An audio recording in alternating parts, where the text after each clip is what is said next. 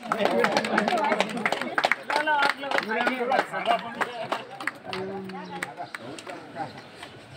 अबिर लगाइदिनु भाइ अबिर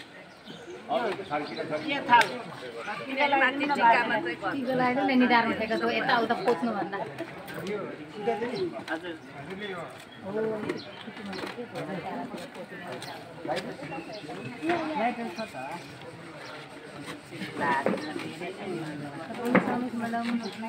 राष्ट्रियतावादी भाव जुग जुग टिकायौ। त्यसैले त तिमी वार्षिक रूपमा मात्र होइन निरन्तर आइरहनुपर्छ। तिम्रा योगदान रूपी गीतहरू पारखीहरूद्वारा गाइरहनुपर्छ। मकालु साहित्यिक समाज जस्ता कैयौं अनुरागीहरूसँग मिठो प्रीत लाइरहनुपर्छ। साहित्यिक स्खलनताको खबरदारी गर्दै चोक चोकमा यसरी नै धाइरहनुपर्छ। हो, तिमी अलौकिक शक्ति प्राप्त लक्ष्मी हौ। लाखौं साहित्य अनुरागीले खोजी खोजी ग्रहण गर्ने तिमी प्रसाद हौ। कोटी कोटी तयार भए युवा आज गोली खाई मर्न। आउँछ नयाँ पुस्ता उठमा, आउँछ नयाँ पुस्ता अब उठमा हाँसो छर्न। आउँछ नयाँ पुस्ता अब उठमा हाँसो छर्न। देशद्रोहीको टाउको एक एक गरी गन्नुपर्छ।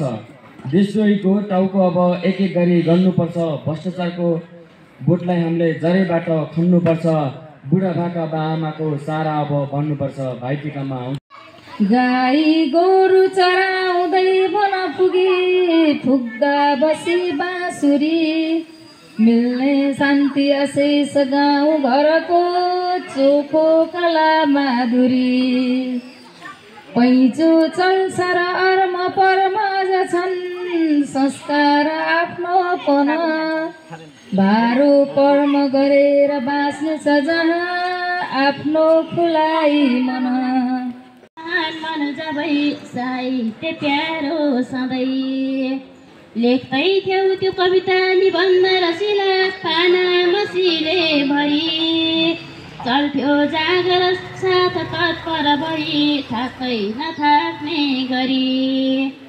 पैसा दौलत छैन त्यो तलबमा बाँडेर दिन्थ्यौ अनि। लक्ष्मीको गुणगान गर्न अहिले सक्दैन कोही पनि। सयपत्री फुल्छन् धानबाला झुल्छन् खेतका गरामा। मखमली छर्छन् सुबास मिठो नेपाली दरामा। मादल बज्दा घन्किन्छन् गाउँघर नेपाली पारामा। देउसिरे गीत गुन्जन्छ।